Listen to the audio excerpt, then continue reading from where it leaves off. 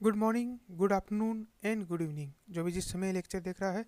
Now इससे पहले हमने जो पिछला लेक्चर देखा था वहाँ पे हमने कॉस्ट ऑफ इक्विटी के अंदर एक दो मेथड से कॉस्ट निकालना सीख लिया था, जिसमें हमने देखा था डिविडेंड अप्रोच और अर्निंग अप्रोच। आज हम इसका थर्ड नंबर का अप्रोच निकालने वाले हैं, जिसका नाम है capital asset pricing model, CAPM approach. Now ये क्या होता है और ये किस तरीके से हम इसमें कॉस्ट ऑफ इक्विटी निकालते हैं, ये समझने से पहले हमें यह समझना पड़ेगा कि CAPM मॉडल वर्क कैसे करता है और ये किस बेसिस पे कॉस्ट ऑफ इक्विटी निकालने की बात करता है। तो देखिए, जब भी हम बात करते हैं कॉस्ट ऑफ इक्विटी की, तो वहाँ पे हम हमेशा ये देखते हैं कि हमारे जो शेयर होल्डर है वो क्या एक्सपेक्ट करते हैं या उन्हें क्या मिल रहा है, वही उनकी कॉस्ट ऑफ इक्विटी बन जाती है। क्योंकि वहाँ पे उनके एक फ़िक्स अमाउंट देने का कहीं पर भी कोई एग्रीमेंट नहीं है या कहीं पर भी कोई तरीका नहीं है कि इससे हम बता सकें कि कॉस्ट ऑफ इक्विटी क्या होगा। अब तक हमने जो दो मेथड देखे, उसके अंदर हम जो इक्विटी शेयर होल्डर्स को मिल रहा था उसके आधार पर कॉस्ट निकाल रहे थे।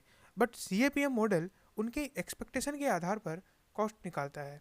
अब एक्सपेक्टेशन के आधार पर कॉस्ट किस तरीके से निकाली जा सकती है, वो हम इस वाले मॉडल में या इस अप्रोच में देखते हैं। तो देखिए, अगर हम बात करते हैं कॉस्ट, या सबसे पहले लेते हैं हम इक्विटी की। अब इक्विटी शेयर होल्डर, जैसा कि आपको बताया है कि इक्विटी शेयर होल्डर जॉब जितने भी फंड प्रोवाइडर है कंपनी को, उनसे सबसे ज़्यादा रिस्क लेते हैं। यानी कि ये जो है वो रिस्क सबसे ज़्यादा लेते हैं, इनकी रिस्क जो है वो सबसे ज़्यादा होती है। इसलिए ये भी देखा जाएगा कि रिस्क का रिटर्न भी सबसे ज़्यादा होना चाहिए। अब अगर हम देखें तो इक्विटी शेयर होल्डर को कितना रिटर्न मिलना चाहिए, ये किस बात पे डिपेंड करे। तो CAPM ये कहता है कि आपको रिटर्न मिलना चाहिए रिस्क फ्री रिटर्न, उसके अलावा आपको ऊपर का एक और रिटर्न मिलना चाहिए, ठीक है, प्लस कुछ। अब हमें ये जो कुछ है वो निकालना है। तो रिस्क फ्री रिटर्न प्लस कुछ, ये जो दो मिलकर के निकलते हैं वो निकल के आ जाएगा रिटर्न ऑन इक्विटी या कॉस्ट ऑफ इक्विटी शेयर। अब देखिए, जब हम बात करते हैं कि रिटर्न किस तरीके से मिलना चाहिए, तो रिटर्न के दो पार्ट या दो प्रोपोर्शन हम निकाल के रख सकते हैं। पहला प्रोपोर्शन होता है पैसे का यूज लेना, और दूसरा होता है कि आपको जो रिस्क लिया है उसके प्रोपोर्शन में आपको रिटर्न मिले। जैसे अगर आपने अपना पैसा एक साल बाद यूज कर रहे हो, तो वो जो आपने छोड़ा है, वो एक साल बाद जो आपने उसके जो आपने चीज़ छोड़ी है कि आप उसको एन्जॉयमेंट का जो आपने छोड़ा है, उस एन्जॉयमेंट की वजह से आपको कुछ रिटर्न मिलना चाहिए, ये आप मानते हो।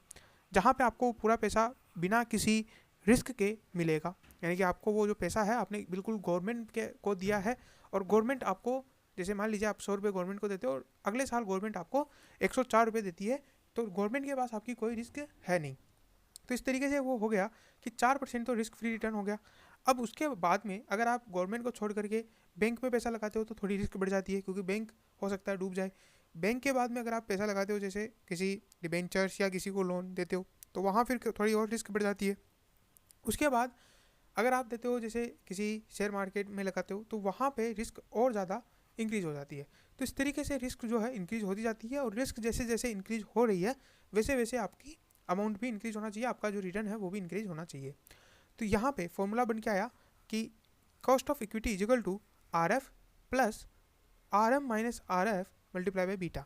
तो जो मैं कुछ की बात कर रहा था, ये वो कुछ है। अब ये वो कुछ क्या है, तो देखिए, RF यानी कि रिस्क फ्री रिटर्न, ये आपको मिलना चाहिए, प्लस RM यानी मार्केट में क्या रिटर्न चल रहा है। जैसे मानते हैं कि हम एक बैंक का एग्जांपल लेते हैं एक बार के लिए, तो मान लीजिए कि 4% तो आपका रिस्क फ्री रिटर्न है। अब जो मार्केट में रेट चल रहा है, मार्केट यानी कि जो आपका नेक्स्ट कंपटीटर है, या जो मार्केट का एवरेज निकाल लीजिए, ये वैसे जो आपके क्वेश्चन है उसमें RM करके दिया हुआ रहेगा, बट फिर भी मैं आपको बता देता हूँ कि RM कैसे निकलता है। तो RM होता है कि मार्केट में क्या रेट चल रहा है, जैसे हो सकता है आपका जो नेक्स्ट कंपटीटर है या जो आपका बेंचमार्क है। जैसे अगर हम इंडिया के अंदर बैंकिंग सिस्टम की बात करें, तो बैंकिंग का बेंचमार्क क्या है, SBI।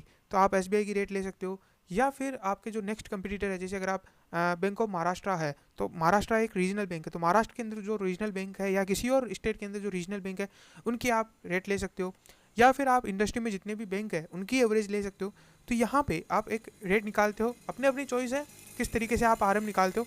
और आपने RM निकाला, वो निकल के आया 7%, ठीक है। अब आप क्या करोगे कि 4 प्लस 7 नहीं करोगे, क्योंकि 7 तो टोटल रिटर्न है जो आपका बैंक दे रहा है, तो आप उसको 4% प्लस एक्स्ट्रा नहीं दोगे। तो आप क्या करोगे, 4% प्लस 7 माइनस 4, दोनों को बाकी निकालोगे तो 3% आ जाएगा। अब आपको सीधा 3% नहीं जोड़ना है, क्योंकि 7% तो इंडस्ट्री का एवरेज था। इंडस्ट्री क्या दे रही है या जो बेंचमार्क है वो आपने आरएम निकाला, तो यहाँ पे सीधा आरएम आपको नहीं लेना है।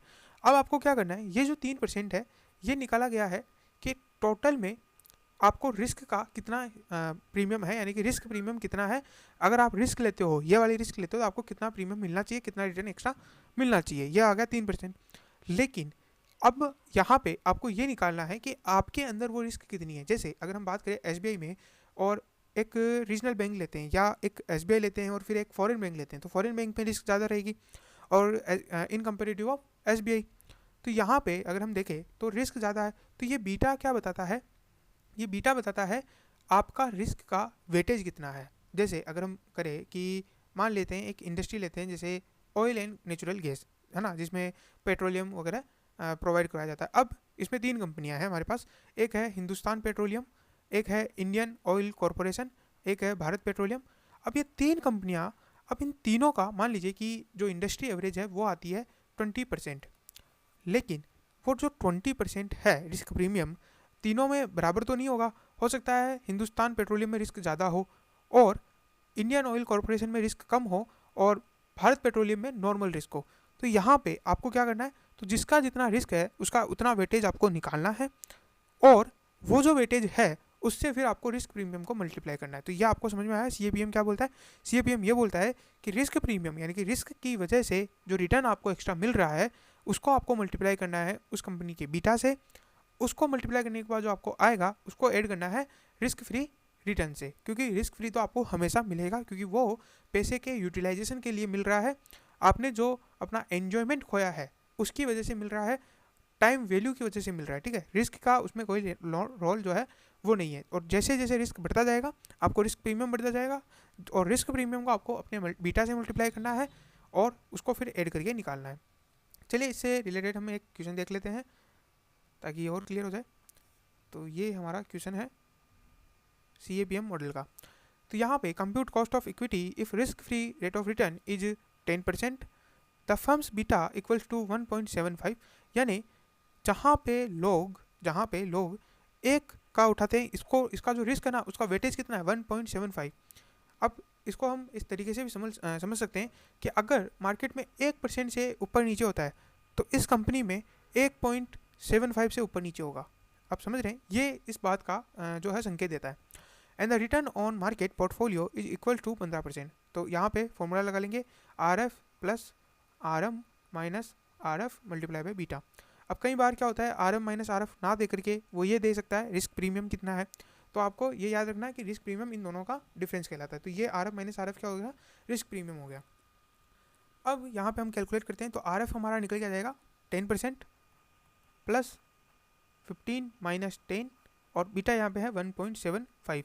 तो यहाँ पे जाएगा 5 multiply by 1.75 plus 10 which equals to, आप निकालिए मैं भी निकालता हूँ, 5 multiply by 1.75 which equals to 8.75, और ये 10 हम प्लस कर देंगे तो 18.75% जो है वो आपका आंसर निकल जाएगा। तो इस तरीके से सीएपीएम मॉडल निकाला जाता है। चलिए वापस नोट्स पे आते हैं, और यहाँ पे होने के बाद अब हम निकालते हैं कॉस्ट ऑफ रिटेन अर्निंग। अब ये क्या होता है और ये किस तरीके से वर्क करता है ये हमें देखना पड़ेगा। तो देखिए अब तक हमने 3 चीज़ों का कॉस्ट निकालना सीखा था। पहली चीज़ थी cost of debt, second number पे हमने देखा था कॉस्ट ऑफ प्रेफरेंस शेयर, और थर्ड नंबर पे यानी कि जो भी लेटेस्ट हमने देखा है कॉस्ट ऑफ इक्विटी। अब हमें निकालना है कॉस्ट ऑफ रिटेन अर्निंग। ये क्या चीज़ होती है, जो पैसा बिजनेस के पास खुद के पास रह गया है और वो पैसा किसी को दिया गया नहीं है, न तो उसे डेट में दिया है ना उसे किसी शेयर होल्डर को दिया है, चाहे वो प्रेफरेंस हो या इक्विटी हो। इसे कंपनी ने अपने पास रख लिया है फ्यूचर की रिक्वायरमेंट को ध्यान में रखते हुए, या फ्यूचर की जो आगे की जो उसको डेवलपमेंट करना है या आगे का जो ग्रोथ करनी है उसको ध्यान में रखते हुए उन्होंने रिटेन कर लिया है अपने पास। अब इनकी कॉस्ट क्या होगी, तो देखिए अगर हम सिंपली एक बात करें तो इक्विटी जो है वो क्या है, या इनका जो रिटर्न है वो क्या है। इनका रिटर्न क्या है कि जो कुछ आप ले जा रहे हो, यानी कि डेट जो ले जा रहा है, प्रिफरेंस जो ले जा रहा है, उसके बाद जो भी प्रॉफिट है वो इक्विटी वालों का है। ठीक है, तो इसका मतलब क्या हुआ कि जो रिटेन अर्निंग है वो किसके लिए, किसका फंड है, वो भी इक्विटी का ही फंड हो गया। एक तरीके से अगर हम बात करें तो जो इक्विटी है, इक्विटी शेयर होल्डर्स जो है, जब मैं बात करता हूँ इक्विटी, तो इक्विटी शेयर होल्डर्स का ही फंड हो गया एक तरीके का रिटेन अर्निंग। इस पर पूरा अधिकार किसका है, इक्विटी शेयर होल्डर्स का। इक्विटी शेयर होल्डर्स का पूरा अधिकार है रिटेन अर्निंग पर। अब जब इनका पूरा अधिकार है और ये एक तरीके से इक्विटी का ही फंड हो गया, तो कॉस्ट ऑफ रिटेन अर्निंग की कॉस्ट भी, यानी कि रिटेन अर्निंग की कॉस्ट भी क्या आएगी, जो कॉस्ट ऑफ इक्विटी शेयर्स है वही आएगी। यानी कॉस्ट ऑफ रिटेन अर्निंग क्या हो जाएगा, कॉस्ट ऑफ इक्विटी शेयर्स हो जाएंगे। लेकिन अब यहाँ पे कुछ दो बातें निकल के आती है कि दो चीज़ें यहाँ पे जो है आती है, वन बाय वन हम इन दोनों चीज़ों को समझते हैं। पहली चीज़ ये आती है कि जब हम बात करते हैं कॉस्ट ऑफ इक्विटी की, कॉस्ट ऑफ इक्विटी की, तो देखिए जब हम इक्विटी शेयर होल्डर्स मार्केट से उठाते हैं, यानी इक्विटी शेयर्स जब हम मार्केट में लॉन्च करते हैं और पैसा उठाते हैं, तब हमारे यहाँ पे कुछ ना कुछ फ्लोटिंग कॉस्ट आएगी। बट रिटेन अर्निंग में ये जो फ्लोटिंग कॉस्ट है वो बिल्कुल भी नहीं है और उसका हमें कोई भी लेना देना नहीं है। यानी कि हम अगर रिटेन अर्निंग हमारी 90 है तो हमारे पास 90 रुपीज़ ही आएंगे, ऐसा नहीं है कि किसी को हमें पैसा पेमेंट करना है। और अगर हमारी जो रिटेन अर्निंग 100 है तो 100 आएगी। जबकि इक्विटी शेयर में क्या होता है, अगर हमें 100 रुपये चाहिए, या जैसे हम 100 रुपये उठाते हैं, तो हो सकता है फ्लोटिंग कॉस्ट 5% है, तो 5 रुपये कट के हमारे पास 95 रुपीज़ ही आए। तो एक बात हो गया कि जब फ्लोटिंग कॉस्ट है। दूसरा ये है कि देखिए पिछले कुछ सालों पहले तो जो इक्विटी पे जो डिविडेंड दिया जाता था उस पर किसी तरीके का कोई पर्सनल टैक्स था नहीं।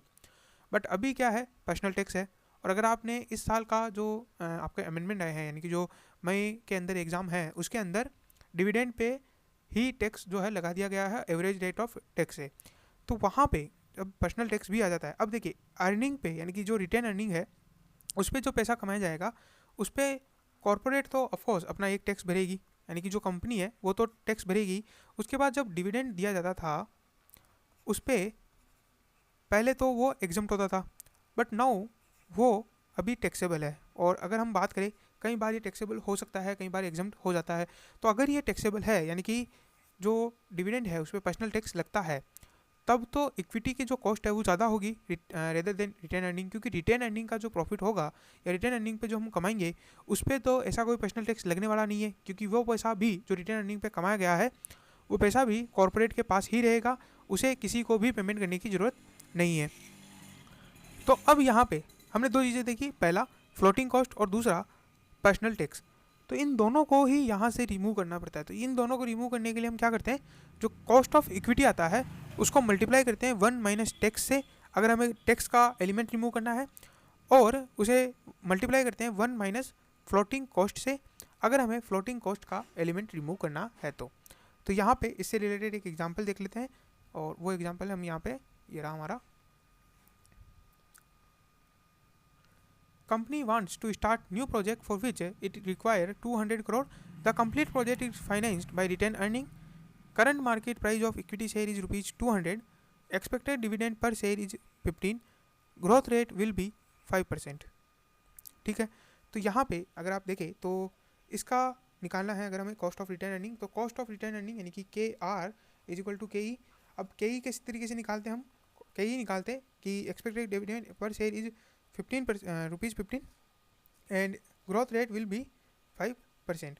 तो यहाँ पे हम निकालते 15 डिवाइड बाई 200 एंड इसको मल्टीप्लाई करते प्लस जी, यानी कि जी क्या है हमारा 5। तो ये हमारा निकल गया था कितना, 7.5 प्लस 5।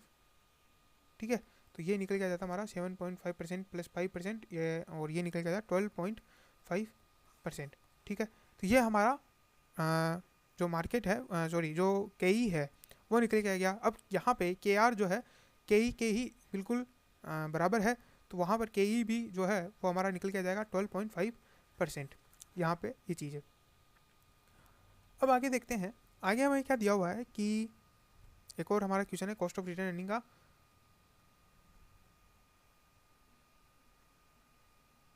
चलिए यहाँ पे लिया नहीं गया है तो मैं यहाँ पे लिख देता हूँ कि मान लीजिए इसी में फर्दर हमारी जो फ्लोटिंग कॉस्ट है वो हो जाती है 5%, और जो पर्सनल टैक्स रेट है वो है 30%।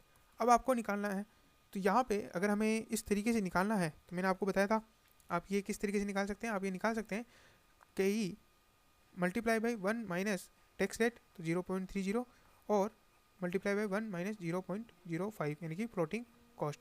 तो इन दोनों का आप मल्टीप्लाई करिए, आपका निकल के आ जाएगा। तो यहाँ पे आपको निकाल करके मुझे कमेंट बॉक्स में बताना है कि क्या आंसर आपका निकल के आ रहा है। तो इस तरीके से आप KR यानी कि कॉस्ट ऑफ रिटेन अर्निंग निकाल सकते हैं, जहाँ पे कॉस्ट ऑफ इक्विटी ही होता है। बट इन केस अगर फ्लोटिंग कॉस्ट या पर्सनल टैक्स दिया हुआ है तो हमें उसका एलिमेंट रिमूव करना है 1 माइनस रेट करके, और फिर आप KR निकाल सकते हो। तो आज का वीडियो इतना ही। Thank you very much, hope you all like it. Thank you very much once again, good day, good bye.